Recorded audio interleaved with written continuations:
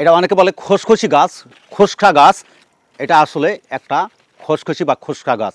এক একটা জেলাতে এক এক রকমের নামে ডাকে। তবে আপনারা জানেন না, এই খোকসা গাছের এই ফল মূলত দেখতে ডুমুর ফল, এরকম দেখতে দেখা যায়। তো এই ডুমুর ফল খাইলে কি হয়, এটা একটা প্রোটিন জাতীয় খাদ্য। এটা যদি কেউ খেতে পারে নিয়মিত, তার শরীরের মাংস বা মসলগুলা আপনার সেরকম শক্ত হবে, মজবুত হবে, এবং আপনি বিশেষ কাজে গিয়ে ঘন্টার পর ঘন্টা আপনি মনে করেন যে মেশিন চালাইতে পারবেন, মাগার আপনার সেই জিনিসটা আপনার রতিমতি জ্যোতি যেটাকে বলা হয়, এটা আপনার বের হবে না।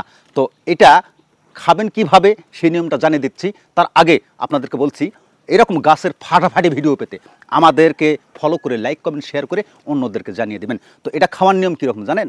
এটা খাওয়ার নিয়ম হচ্ছে, এটা আপনি যেখানেই পান, যে কোনো দিনে পান, যে কোনো সময়ে আপনি উঠায় নিয়ে আসে শুধু এটা এরকম করে ছিলবেন। ছিলার পরে ভিতরের এই যে বিচিটা, এই বিচিটা ফালাই দিয়ে আপনি ডাইরেক্ট এরকম করে খেয়ে ফেলবেন। সকালে 2টা, দুপুরে 2টা, রাতে 2টা খাবেন। তারপর ক্ষমতাটা দেখবেন, নিজে আপনি পরিবর্তনটা বুঝতে পারবেন।